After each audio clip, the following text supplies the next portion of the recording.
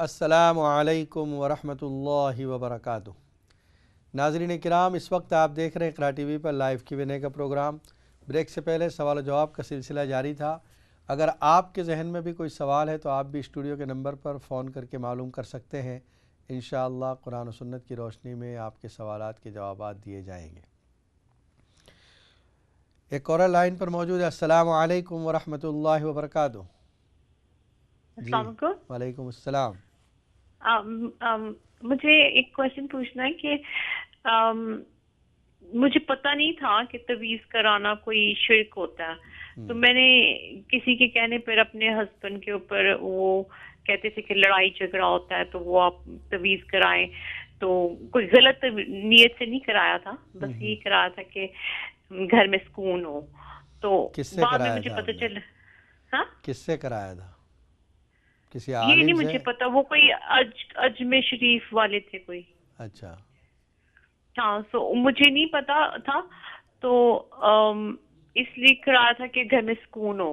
तो फिर बाद में पता चला कि ये शिर्क होता है, तो पहले मुझे इस बात का पता नहीं था। तो मुझे अब समझ नहीं आ रही कि मैंने उसके बाद माफ़ी तो अल्लाह से मांगी है और अस्तगफुरुल्लाह भी पढ़ती हूँ, पर मुझे इसका पता नहीं कि कोई मुझे कहता है कि इसकी तुम्हें माफ़ी नहीं मिलेगी बिकॉज तुमने शिर्क किया है। अच्छा, तो उसके बारे में कुछ प्लीज बता दें मुझे, ठीक है, मैं बड़ी इंशाल्लाह परेशान हूँ बताएंगे। इस बारे में। ठीक है, प्रोग्राम देखती रहें। और एक और आपने जो भी बताया कि सूरत फरकान की आखिरी आयत कन पढ़नी है। आखिरी रुकू में आयत है ये, आप देख लेना उस कुरान खोलकर। ओके, आखिरी रुकू में 19 पारा। आखिरी आयत है। आखिरी आयत नहीं है, आखिरी से 3-4 आयतें पहले। अच्छा, कहाँ से शुरू होती है? रब्बना हब लना मिन अज़वाजिना व ज़ुर्रियातिना क़ुर्रता अयुन वजअलना ओके, लिलमुत्तक़ीना इमामा। ठीक है, और एक कॉलर लाइन पर मौजूद है। अस्सलामु अलैकुम वरहमतुल्लाहि वबरकातुह। वालेकुम सलाम व रहमतुल्लाहि व बरकातुहू। जी बस मौलवी साहब, मैंने कल आपके पास से दुआ करवाई। जी जी मैंने आपको कहा था कि मैं 5-6 साल हो गए हूँ, मैं जी, चलने में तकलीफ़ मुझे है। तकलीफ है, मुझे चल नहीं सकता हूँ, मैं बेड के ऊपर हूँ। जी जी और मैं अल्लाह ताला से दुआ करता हूँ कि अल्लाह ताला मेरे वही दिल ले आए जो मैं बिल्कुल, चलने लगूं। तो इंशाअल्लाह ताला। इसलिए मैंने आपसे दुआ करानी थी, ठीक है, इसलिए मैंने कल भी फोन किया था और आज फिर फोन कर रहा हूँ। इंशाअल्लाह दुआ करते हैं आज भी अल्लाह ताला आपको शिफा कामिला आजिला अता फरमाए। और एक कॉल ले लेते हैं। अस्सलामु अलैकुम वरहमतुल्लाहि वबरकातुह। अस्सलाम वालेकुम मौलाना शफाक साहब। जी फरमाइए। मैं अकबर बोल रहा हूँ ब्रैडफोर्ड से। खैरियत से आप? दुआ किया करें। जी मौलाना अल्हम्दुलिल्लाह। साहब, मेरे पेट में बहुत दर्द है, अल्लाह। ते वो कोई वजीफा बता दें प्लीज, कितने छोटा जा। कब से मैं है ये? अनपढ़ आदमी हूँ, मुझे आता भी नहीं है। जी, कब से ये तकलीफ़ है? ये तो बहुत 4-5 वीक से है ज्यादा। अच्छा, ठीक है, इंशाअल्लाह बताते हैं। तो दूसरी बात ये है भाई, ये दुनिया से जाना तो सब दुनिया ने है, जी जी, तो ये कोई ऐसा है भाई जो मुसलमानों को मरने के बाद कोई पूछ बात नहीं होगी, या ये ऐसा कोई मसला है? ठीक है, ये भी बताते हैं इंशाअल्लाह। Thank you. अस्सलाम वालेकुम। देखिए, हमारी बहन का ब्रेक से पहले जो सवाल था वो ये था कि एक बंदे ने अपनी दुकान को किसी के नाम पर रखा है और उसकी आमदनी इस्तेमाल कर रहा है और साथ ही साथ उसने हुकूमत से भी बेनिफिट ले रहा है। वो देखिए, ये जो गलत बयानी है, झूठ बोलकर ज़्यादा लेना है, बेनिफिट सिस्टम वालों को ये नहीं बताया जा रहा है कि वो दुकान मेरी है, मैं उससे आमदनी, तो ये झूठ बोलना जायज़ नहीं। अब उसकी वजह से जो उसकी आमदनी आ रही है, उस आमदनी के अंदर भी हराम होने का शुबा है, इसलिए ऐसी आमदनी से परहेज़ करें। सही सही बता दें, जो आपकी आमदनी है वो हुकूमत को बता दें, उसके बाद जो आपको देते हैं वो आपके लिए जायज़ है। हो सकता है कुछ आपके लिए कम हो जाए वजीफ़ा, लेकिन आपको मिलेगा। तो जो हलाल यानी सच बोल कर, सही कह कर आपके पास जो माल आ रहा है वो सही है, झूठ बोल कर गलत बयानी करके जो माल हासिल हो रहा है वो हराम है। उसके बाद हमारी एक बहन का ये उनको फ़िक्र खाए जा रही है اور یہ فکر ستا رہی ہے کہ انہوں نے تعویذ کر لیا جس کے بارے میں کسی نے کہا کہ شرک ہے، تمہاری مغفرت نہیں ہوگی۔ دیکھیے حدیث میں جو الفاظ ہیں، من علق تمیمتن فقد اشرکا، تمیمہ کہتے تھے اس زمانے میں، زمانے جاہلیت میں، نبی صلی اللہ علیہ وسلم سے پہلے اور آپ کے زمانے میں بھی کچھ لوگ مشرکانہ منتر کرتے تھے، اور وہ منتر پڑھ کے جب تھونکتے تھے اس کو مشرکانہ تعویذ کہا جاتا تھا۔ تو آپ نے جو کروایا یہ کوئی مشرکانہ عمل نہیں تھا، یا آپ نے کسی عالم سے یا کسی عامل سے، وہ جو لوگ قرآن و حدیث سے یا دعائیں لکھ کر عمل کرتے ہیں اس سے کروایا ہے، تو یہ عمل صحیح ہے، اس میں کوئی آپ نے شرک والا عمل نہیں کیا، اس لیے آپ کو فکر کرنے کی ضرورت نہیں۔ اب یہ ہے کہ بجائے کہ کسی اجمیر والے سے آپ نے عمل کروایا، اگر کبھی ایسا کوئی کام ہو تو کسی عالم سے کروائیں، وہ آپ کو کوئی پڑھنے کا عمل دے گا، آپ خود پڑھیں، اس میں تاثیر زیادہ ہوتی ہے۔ یہ جو لٹکانے والا کام ہے تعویذوں کے، یہ اصل بچوں کے لیے تھا کہ بچے چونکہ وہ پڑھ نہیں سکتے، چھوٹے ہیں، اور ان قرآن کی کوئی آیت یا دعا لکھ کر ان کے گلے میں لٹکا دی جاتی تھی، یہ درست ہے، باقی بڑے لوگوں کو خود پڑھنا چاہیے۔ اس کے بعد ہمارے بھائی ہیں جو چلنے پھرنے سے ذرا بھی معذور ہو چکے ہیں، کمزوری آ چکی ہے، دعا کرتے ہیں حق تعالی شانہ آپ کو شفائے کاملہ عاجلہ عطا فرمائے، اور خاص طور پر آپ کے اندر چلنے کی طاقت عطا فرمائے۔ میں نے کل بھی ایک عمل بتایا تھا، شاید آپ کو یاد ہو، اہدنا الصراط المستقیم 11 مرتبہ پڑھ کر دونوں ہاتھوں پر دم کر کے آپ اپنی لات پر، پیروں پر ملتے رہیں۔ ہمارے ایک بھائی کا یہ سوال تھا کہ وہ پیٹ میں تکلیف ہے، درد ہوتا ہے۔ دیکھیے جب بھی آپ کچھ کھانا کھاتے ہیں تو پہلے کھانے سے پہلے بسم اللہ، کھانے کے بعد کی دعا کھانے کے بعد پڑھ لیں، اور ساتھ ہی ساتھ لإلاف قریش یہ سورت 3 مرتبہ پڑھ لیں۔ چھوٹی سورت ہے جو علم تر کیف کے بعد ہے، لإلاف قریش ایلافہم رحلۃ الشتاء والصیف، اس سورت کو 3 مرتبہ پڑھ لیں تو انشاءاللہ کوئی تکلیف آپ کے پیٹ میں نہیں ہوگی۔ اور دوسرا جو آپ کا یہ سوال تھا کہ دنیا سے جانا تو سب کو ہے، کیا مسلمانوں کو کچھ پوچھا نہیں جائے گا؟ دیکھیے مسلمانوں ہی کے بارے میں تو زیادہ سوال ہوگا، ہمارا امتحان دنیا میں بھی ہے اور مرنے کے بعد بھی ہے۔ حدیث میں آتا ہے کہ جب کسی میت کو دفنا دیا جاتا ہے تو جیسے ہی دفن کرنے والے ابھی ہٹتے ہیں 40 قدم پہنچتے ہیں کہ یہاں پر 2 فرشتے آ جاتے ہیں، میت کو بٹھاتے ہیں اور اس سے سوال جواب کرتے ہیں، من ربو کا، تیرا رب کون ہے، ما دینو کا، تیرا دین کیا ہے، اور نبی اکرم صلی اللہ علیہ وسلم کے بارے میں پوچھتے ہیں کہ ان کے بارے میں تیرا کیا قول ہے، تیرا کیا خیال ہے۔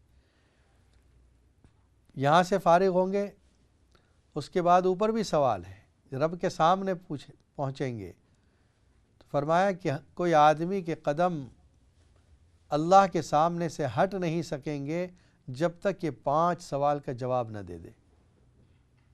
عمر دی تھی کہاں خرچ کی، مال دیا تھا کہاں خرچ کیا، مال کہاں سے کمایا، علم پر کتنا عمل کیا۔ دیکھیے وہاں اوپر بھی سوالات ہو رہے ہیں۔ تو زندگی ہماری امتحان، مرنے کے بعد قبر میں امتحان، دوبارہ زندہ کیے جائیں گے، اس کے بعد رب کے سامنے کھڑے ہوں گے، یہ امتحان، اور پھر دنیا میں جو ہم نے اعمال کیے ہیں سب کے بارے میں پوچھا جائے گا۔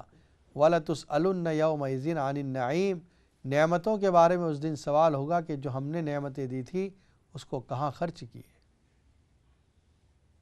تو ہمارا تو یہ عقیدہ ہے کہ زندگی اور اس کے بعد بھی ہمیں سوال و جواب کا سامنا کرنا ہے۔ وہ جو آپ سمجھ رہے ہیں، جو آپ کا خیال ہے یا آپ کی زبان سے نکلا ہے کہ کچھ پوچھ پاچھ نہیں ہوگی، جو کچھ ہے دنیا کی زندگی ہے، یہ تو ان لوگوں کا عقیدہ ہے جن کے خیال میں یہ ہے کہ دنیا ہی سب کچھ ہے، دنیا کے بعد کوئی زندگی نہیں۔ ہمارے یہاں آخرت کی زندگی اصل زندگی ہے، دنیا کی زندگی عارضی ہے، ٹیمپریری لائف ہے، اور حقیقی زندگی یہ ہے کہ جب رب کے سامنے پیش ہوں گے وہاں سے زندگی شروع ہوگی، اور جب جنت میں جائیں گے تو جنت، اور جہنم میں جائیں گے جہنم، وہ پھر اس کے بعد ابدی زندگی ہے، کبھی ختم نہیں ہونے والی ہو۔ ایک اور کالر لائن پر موجود ہے۔ السلام علیکم ورحمۃ اللہ وبرکاتہ۔ جی آپ لائن پر ہیں۔ السلام علیکم۔ وعلیکم السلام ورحمۃ اللہ۔ خواب دا دس سکتے ہو آج مطلب؟ آج آپ سوال پوچھیں یا کوئی پریشانی ہو تو پوچھیں. خواب کے لیے ایک دن طے کیا ہوا ہے، آپ کے لیے بھی آسانی ہے، ہمارے لیے بھی آسانی ہے. وینسڈے کو پوچھا کریں. ایک اور کال لائن پر موجود ہے. السلام علیکم. آپ کی لائن ڈراپ ہو گئی، دوبارہ کوشش کیجئے. صالح علیہ السلام کا تذکرہ چل رہا تھا کہ صالح علیہ السلام کی قوم کو اللہ نے اس عذاب کے ذریعے ہلاک کیا کہ انہوں نے اونٹنی کو مار دیا تھا، جو ایک معجزے کی اونٹنی تھی، اور پہلے ان کو یہ وارننگ دی جا چکی تھی کہ اگر تم نے اس کو برائی کے ساتھ ہاتھ لگایا، عذاب عظیم، تم کو قریبی عذاب، بڑا عذاب پکڑ لے گا. جس وقت یہ عذاب نازل ہو گیا اور یہ ہلاک ہو گئے، صالح علیہ السلام نے کہا فَتَوَلَّى عَنْهُمْ وَقَالَ يَا قَوْمِ لَقَدْ أَبْلَغْتُكُمْ رِسَالَاتِ رَبِّي وَنَصَحْتُ لَكُمْ وَلَكِنْ لَا تُحِبُّونَ النَّاصِحِينَ. میں تم کو نصیحت کرتا تھا، میں تمہارے لیے خیر خواہی کرتا تھا، لیکن تم نے میری باتوں کو برا مانا، تم نے میری باتوں کو مذاق کے طور پر اڑایا، اور تم نے میری باتوں کو حقیقت سے دور سمجھا. آج تمہارے سامنے حقیقت آ گئی. جاسمین کہتے ہیں باڈی کا ایسے پڑے رہنا، جیسے کل آیا قوم عاد کا واقعہ، جیسے درختوں کے تنے پڑے ہوئے تھے. کأن لم یغنوا فیہا، وہاں پر کوئی بستی آباد ہی نہ ہوئی، اس طرح پر سب کے سب ختم ہو گئے. تو اللہ تعالیٰ نے یہ طریقہ انبیاء کرام میں حضرت نوح علیہ السلام سے جاری کیا، اور ابراہیم علیہ السلام تک یہ طریقہ رہا کہ اگر قوم کہنا نہیں مانتی تھی، ان قوموں کو ہلاک کیا گیا اور نبیوں کو اور ایمان والوں کو بچا لیا گیا. ایک اور کالر لائن پر موجود ہے. السلام علیکم ورحمۃ اللہ وبرکاتہ. وعلیکم السلام. جی مفتی صاحب، مجھے آپ سے پوچھنا ہے کہ جی وہ میرے ہسبینڈ ہر بار کام پہ جاتے ہیں نا، 2 ویک 3 ویک، پھر ان کا کام ختم ہو جاتا ہے. اچھا. تو میری بیٹی ہے، اس کو بھی نہیں کام نہیں ملتا، تو وہ بیمار بھی ہر وقت رہتی ہے. ڈاکٹر کہتے ہیں اس کو کچھ ہے بھی نہیں ہے، تو پلیز کوئی وظیفہ بتا دیں گے. ٹھیک ہے، انشاءاللہ بتاتے ہیں. اور ایک کال لے لیتے ہیں. السلام علیکم ورحمۃ اللہ وبرکاتہ. ہیلو، السلام علیکم. آپ کو اور سب سننے والوں کی خدمت میں السلام علیکم وعلیکم ورحمۃ السلام اللہ ورحمۃ وبرکاتہ. اللہ. جی مولانا صاحب، میں نے پوچھنا تھا، صبح ریپیٹ پروگرام دیکھا تھا. اچھا. تو آپ نے کسی کو بتایا تھا کہ سورۃ علم نشرہ پڑھتے رہیں جی بہت زیادہ، تو فکر غم ختم ہو جائے گا. جی تو ہر نماز کے بعد کتنی بار پڑھنی چاہیے سورۃ علم نشرہ، اور وہ ویسے کتنے ایک دن میں کتنی بار پڑھنی چاہیے؟ ٹھیک ہے، انشاءاللہ بتاتے ہیں. تاکہ میرے ساتھ بھی یہی پرابلم ہے، مجھے بھی غم فکر رہتا ہے اپنے جی سسٹر کا. ٹھیک ہے، انشاءاللہ بتاتے ہیں. ہماری بہن کا یہ مسئلہ ہے کہ ان کے ہسبینڈ کو 2-3 ویک کام ملتا ہے، اس کے بعد پھر چھوٹ جاتا ہے. دیکھیے، اللہ کی طرف سے رزق بالکل طے شدہ ہے. اس رزق کو، اس کے اندر برکتیں کیسے پیدا ہو، اس کے لیے ہمیں ایک تو گناہوں سے مغفرت، استغفار کرنا ہے. اپنے ہسبینڈ سے کہیں چلتے پھرتے اٹھتے بیٹھتے استغفر اللہ یہ پڑھتے رہیں. دوسرا، نمازوں کا اہتمام کریں، پابندی کریں، وقت پر نماز ادا کرنے کی پوری کوشش کریں، اور جب جماعت کے ساتھ ادا کر سکتے ہیں جماعت کے ساتھ مسجد میں جا کر ادا کریں. قرآن مجید میں سورہ طٰہٰ میں اللہ تعالیٰ نے رزق اور نماز کو جوڑ دیا ہے، اور سورہ نوح کے اندر رزق اور استغفار کو جوڑ دیا ہے، اور سورہ طلاق کے اندر تقوی اور رزق کو جوڑ دیا ہے. اللہ سے ڈرنا، تقوی، پرہیزگاری، استغفار، نماز، یہ وہ ذرائع ہیں جن سے رزق میں برکتیں ہوتی ہیں. دوسرا یہ کریں، آپ سورہ مائدہ کی آیت نمبر 114، 114 نمبر کی آیت ہے. اپنے ہسبینڈ سے کہیں روزانہ وہ 41 ٹائمز پڑھیں، شروع میں آخر میں 11 مرتبہ درود شریف پڑھیں، اور دعا کریں. انشاءاللہ مستقل کوئی اچھی روزی مل جائے گی، اور اللہ تعالیٰ اس میں برکتیں بھی عطا فرمائیں گے۔ بیٹی سے بھی کہیں یہی عمل کرے۔ سورہ مائدہ پارہ نمبر 7 آیت نمبر 114۔ دوسرا ہماری بہن کا جو سوال تھا کہ سورہ علم نشرح کتنی مرتبہ پڑھیں۔ دیکھیے، اگر آپ کی طبیعت میں انقباض ہے، اگر چاہتی ہیں کہ طبیعت کھل جائے، خوشی ہو، یہ سب معاملات ختم ہو جائے پریشانی والے، تو ہر نماز کے بعد 11 مرتبہ پڑھیں علم نشرح۔ یہ پوری صورت شروع میں آخر میں 3 مرتبہ درود شریف پڑھیں۔ سورہ علم نشرح کے اندر اللہ تعالیٰ نے نبی اکرم صلی اللہ علیہ وسلم کو خطاب کر کے یہ کہا، علم نشرح لک صدرک، کیا ہم نے آپ کے سینے کو نہیں کھولا؟ ووضعنا عنک وزرک، اور آپ سے بوجھ کو ہلکا نہیں کر دیا؟ الذی انقض ظہرک، جس بوجھ نے آپ کی کمر توڑ دی تھی۔ ووضعنا عنک وزرک الذی انقض ظہرک ورفعنا لک ذکرک، اور آپ کے ذکر کو ہم نے بلند کیا۔ ان مع العسر یسرا، بے شک ہر تنگی کے بعد آسانی ہے۔ فإن مع العسر یسرا، بے شک ہر تنگی کے بعد آسانیاں ہیں۔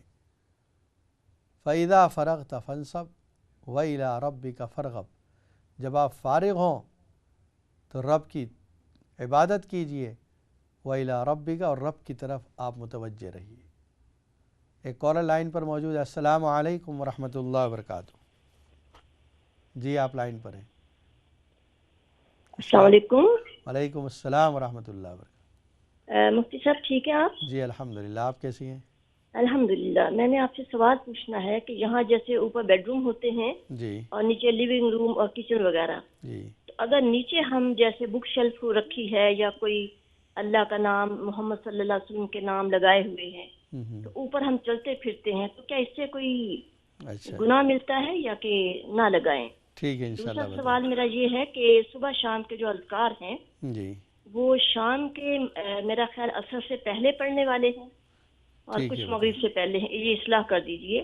ٹھیک اور ہے تیسری بات یہ ہے کہ ابھی آپ نے فرمایا تھا نا کہ جو 5 سوال کیے جائیں گے آدم جی کے جی بیٹے سے یعنی اولاد سے، جی تو جی یہ جو مال کہاں سے کمایا، یہاں جو بینیفٹ وغیرہ ملتے ہیں یا پینشن ملتی ہے، ان کے بارے میں ذرا بتائیے کہ وہ تو پھر بیٹھے بٹھائے چیز آ جاتی ہے، تو اس کے بارے میں کیا خیال؟ ٹھیک ہے، جزاک اللہ خیر۔ السلام علیکم۔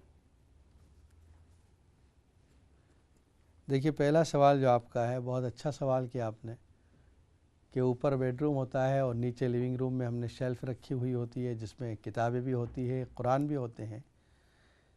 دیکھیے، یہ کوئی مسئلہ نہیں ہے، اس لیے کہ وہ فلور بدل جاتا ہے، اور جس فلور پر ہم نے کتابیں رکھی ہے وہ اونچے حصے میں رکھی ہے۔ کتابوں کو ہم نیچے رکھ کر اوپر صوفہ نہیں رکھتے، کتابوں کو ہم زمین پر رکھ کر اوپر چیئر نہیں رکھتے، اس لیے اس فلور کے اعتبار سے آپ نے اونچائی پر رکھی ہے تو کافی ہے، اس میں کوئی پریشانی کی بات نہیں، اس میں کوئی مسئلہ نہیں۔ دوسرا جو آپ نے کہا صبح شام کے اذکار، جب عام طور پر یہ کہا جاتا ہے کہ صبح اور شام، تو ایک مراد اس سے فجر کی نماز اور عصر کے بعد کی نماز۔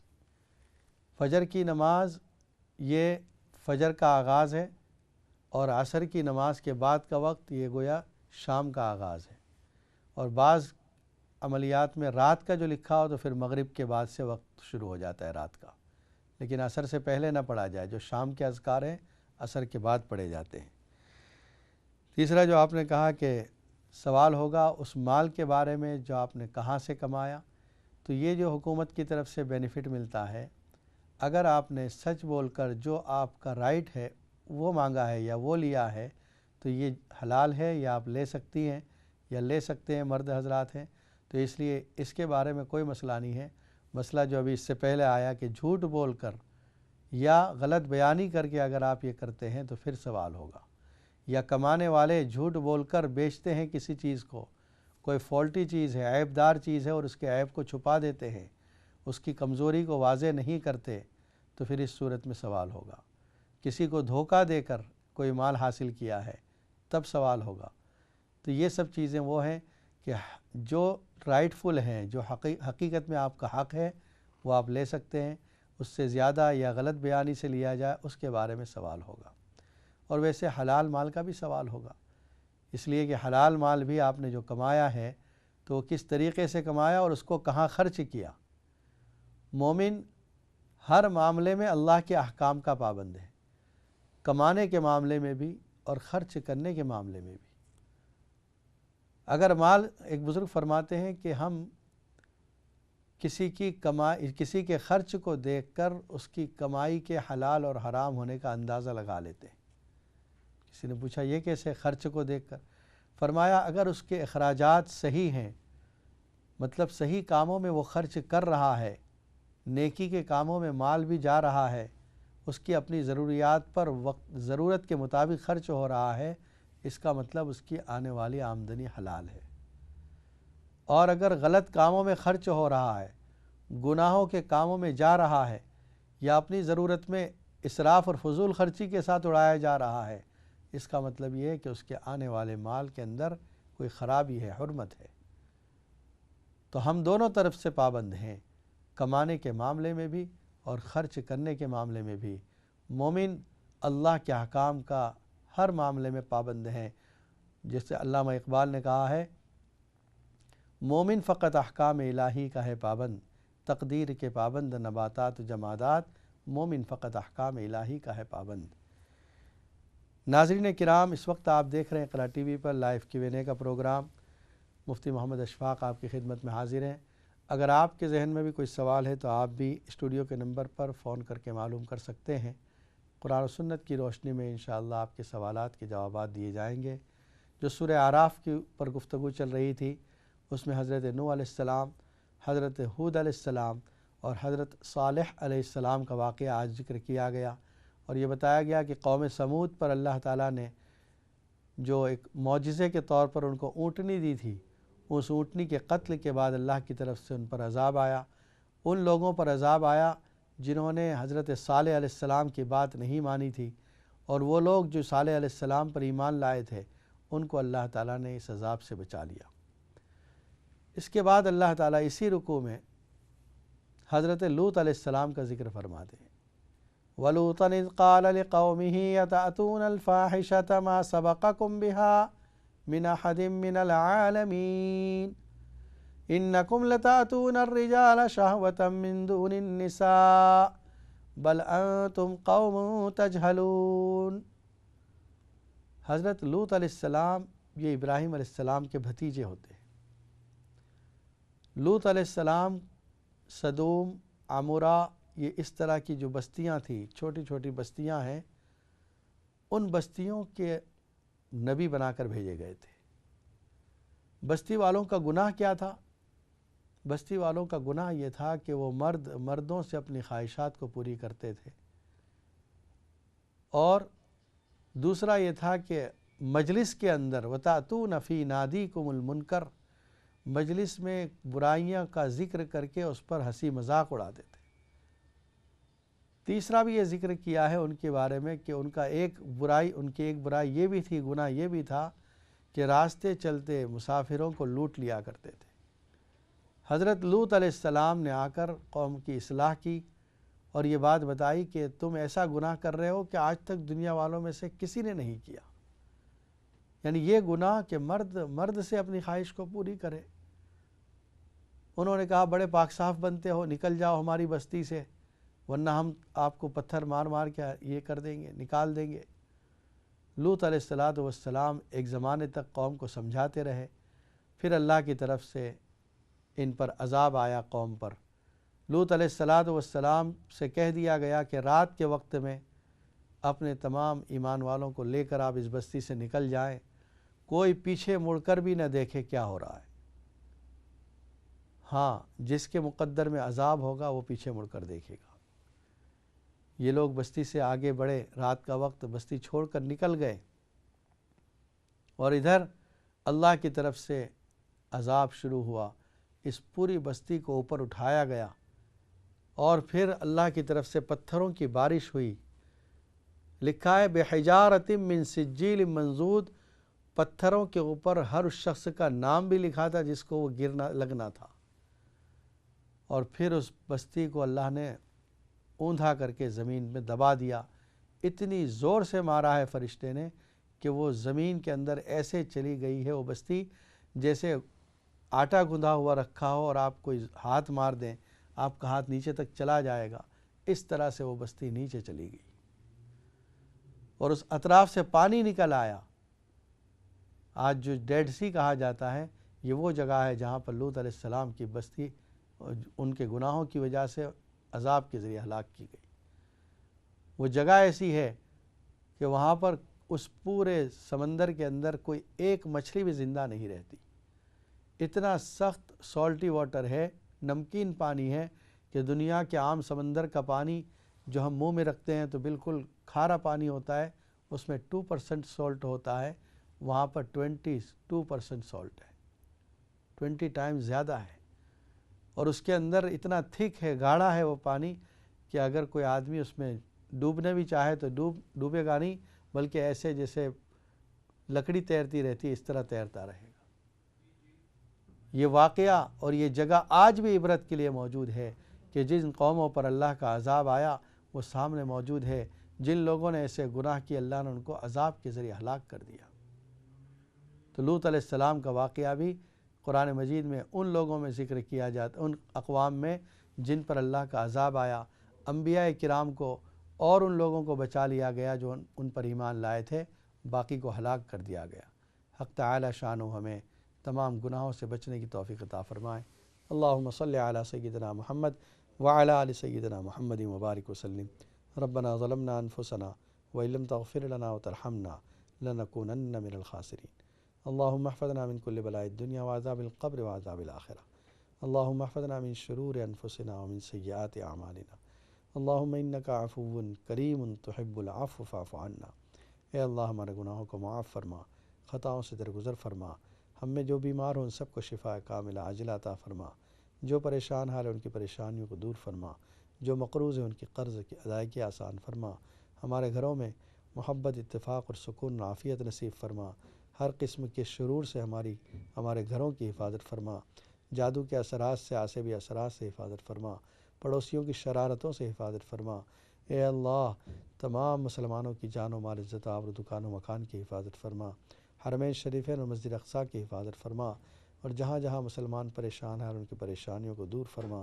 اے اللہ نبی اکرم صلی اللہ علیہ وسلم کی سنتوں سے محبت نصیب فرما، آپ کی سنتوں کے مطابق زندگی گزارنے کی ہمیں توفیق عطا فرما۔ نبی اکرم صلی اللہ علیہ وسلم نے جتنی خیر کی دعائیں مانگی ہمارے لیے بھی مقدر فرما، جتنے شرور سے پناہ چاہی ہماری اس سے حفاظت فرما، ہماری دعاؤں کو محض اپنے فضل و کرم سے اور نبی صلی اللہ علیہ وسلم کے صدقے میں قبول فرما۔ سبحان ربک رب العزت عما یصفون وسلام علی المرسلین والحمد للہ رب العالمین۔ السلام علیکم ورحمۃ اللہ وبرکاتہ۔